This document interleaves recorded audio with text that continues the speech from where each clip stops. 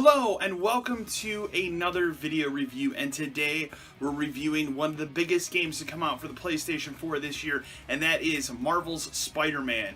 I've been excited about Marvel's Spider-Man for the PS4 for a while, but it's one of those games where I've kind of walked away from it. After it was announced, I was really excited about the game, but I didn't need to see more. And the one thing I'll say negative about everything leading up to the release of Marvel's Spider-Man is the fact that it felt like every E3 we got a 10-minute demo, and I saw way too much of this game, and it kind of spoiled a little bit of some of the elements of the game, and that was kind of disappointing. I didn't need to see much about this game to tell you, hey, they're probably making a good Spider-Man game. And you know what? Marvel Spider-Man is a pretty good Spider-Man game, and I think you guys are going to really enjoy this one. So, anyways, here's my review of Marvel Spider-Man. I hope you guys enjoy it, and here we go.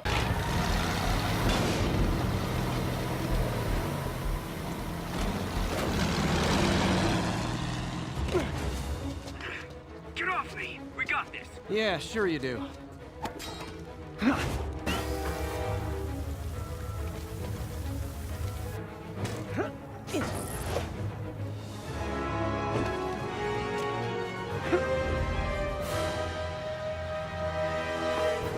Yuri, I'm in pursuit of Martin Lee. I think he's got Dr. Michaels and the Devil's Breath. Copy that. More units coming your way. He took Michaels alive, so that's good. Probably so we can force him to make more Devil's Breath. I have to stop that truck. Tank, whatever.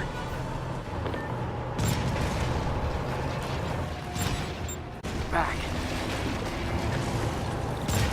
Or not!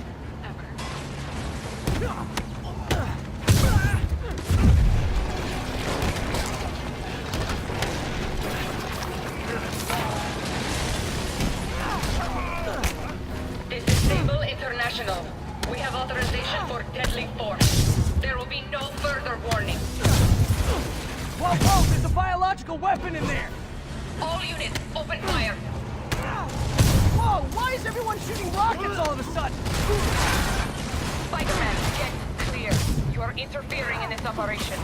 Sorry, but I'm not on board with Operation Missiles in Manhattan.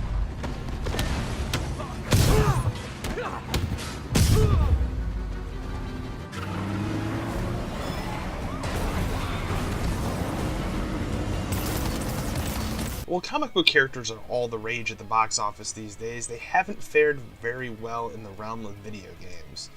In fact, honestly, in the last decade, the only real good games based upon a superhero have been the tremendous Arkham games made by Rocksteady Studios. Sorry, Batman Arkham Origins, you still suck. Enter Insomniac Studios' take on Spider-Man. Now, I'll be incredibly honest at this point, I'm a Batman guy. I'm not as big of a Spider-Man guy. But my knowledge of the character stems from the films and a bit of the 90s cartoon that I watched as a kid. I've always enjoyed the character, and he does have some really fascinating villains in his rogue roster.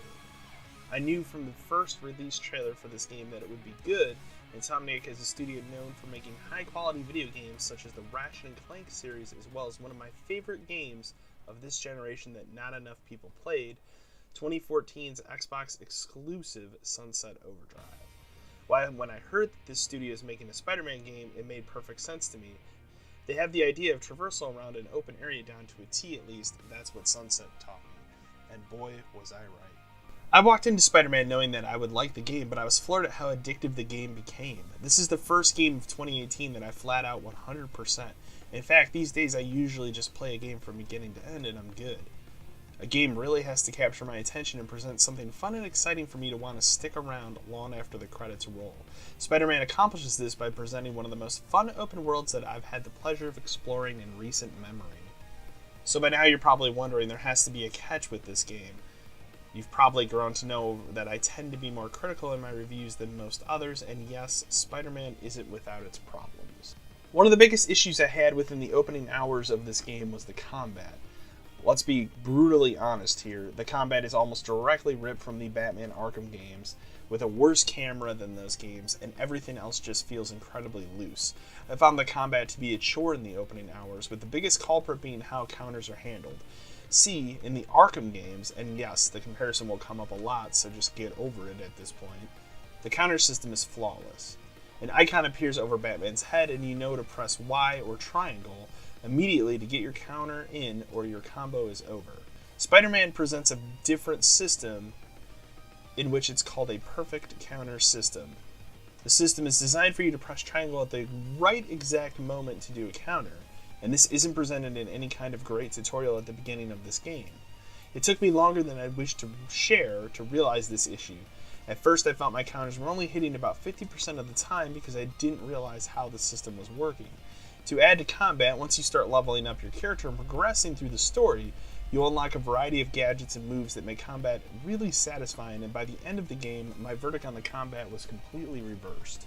And while I still don't think it stacks up to the Arkham games, it's good in its own right. At this point now, we should discuss the story of Spider-Man. This was another aspect of the game that in the beginning I was ready to write off as I felt too similar to the other stories we've seen in the past. The story presented here begins with a very smart decision. This isn't a Peter Parker who just started out being Spider-Man, but he's been Spider-Man for the past 8 years. He's gone through high school, college, and now spends his days rotating between work and being Spider-Man. As for his work, he has 2 jobs. His first job revolves around helping Aunt May at a shelter for homeless people called Feast, and the other half of his work is for none other than Dr. Otto Octavius, who we all know is the man that will become Dr. Octopus. Immediately my eyes rolled as I learned this because I had to say to myself, well, yeah, of course they're going to do that story again. I mean, why not? But there's enough going on in this story I felt it unfolds in a way that not only does such a good job of telling a Spider-Man story, but this might be one of the greatest, if not the greatest Spider-Man story I've had the pleasure of experience, and yes, that includes the recent Homecoming movie. The biggest strength that I have to applaud with the story in this game is focusing on a less familiar villain, and that would be Martin Lee, aka Mr. Negative. This is a character I knew nothing about, and I found his whole storyline to be fascinating.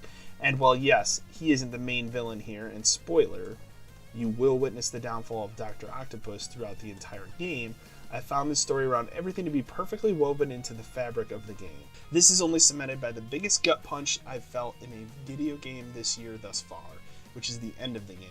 I won't spoil the end, but man, it sure does go some places. Putting the story aside, the game has plenty to do. There are 16 side missions, various tasks around the city. There are the obvious Riddler challenges, only replaced here by none other than Taskmaster himself, and a handful of fun collectibles including backpacks and scene locations of which you can take photos of. Some of the tasks you'll have are weak and boring. I found the worst offender of these to be all the tasks in your lab to work at. Sorry, but I'm not interested in doing Bioshock-like puzzles over and over again 20 or 30 times. Yet it's something I did 100% this game. Also, it's worth noting that the character of J. Jonah Jameson is handled the best in this game as well, presenting him as someone who left the Bugle under scrutiny and now hosts a podcast in which he just rambles on about Spider-Man in a very Alex Jones-type manner. I got an interesting tip today. Oops. Remember that barbaric beast named the Rhino? Apparently last night he almost escaped from his cell in the raft. How, you ask? Well, no one there seems to know, but they assure me he's been relocated to a more secure cell. Now, I'm no expert on Supermax prisons, but isn't the whole point of them that there isn't anything Crisis else coming through. more secure? I mean, he's a 700-pound maniac with an indestructible horn. If there's a more secure cell, why wasn't he in it? Enemy variety is also a big part of the game. However, I have to throw in a minor gripe in this game, and that would be against a specific enemy in this game, who I'm just going to refer to as the Jetpack Guy. You see, Jetpack Guy is easily Spider-Man's worst villain in the game, being able to just straight up snipe you while flying in a jetpack from absurd distances. I mean, think about that. He's flying in a jetpack with a sniper rifle, and he's able to hit you with impeccable accuracy. Forget Kingpin, Shocker, Electro, Rhino, Scorpion, and whatever other bad guy you want to name drop. Jetpack Guy is the worst, hands down.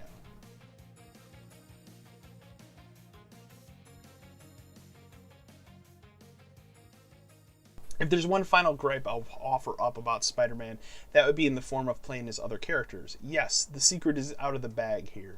At some point during this game, you will play as a different character other than Spider-Man.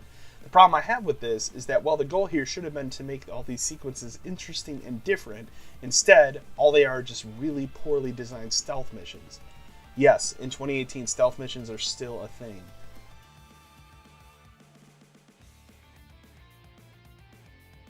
These sequences are usually relatively short, thankfully, but what you get in the third act of the game, they seem to ramp up these situations quite a bit. It really breaks up the momentum of the game, and this is overall kind of a bummer. Spider-Man also has a very smart progression system in the game, which allows you to level up and unlock different suits for your character. Each suit also unlocks a different new ability and that can be used in the game. I appreciated that none of these suits were sold separately as some sort of microtransaction, something simply unheard of in 2018. Overall, it took me about 30 hours to fully complete and 100% Spider-Man. I found myself enjoying my time through and through with the game itself, and it is easily standing out as one of the best games of 2018 and also a great exclusive game for PS4's ever-expanding exclusive library. It's also one of the best examples this side of the arc in video games on how to handle a superhero in a video game form. You shouldn't miss this game.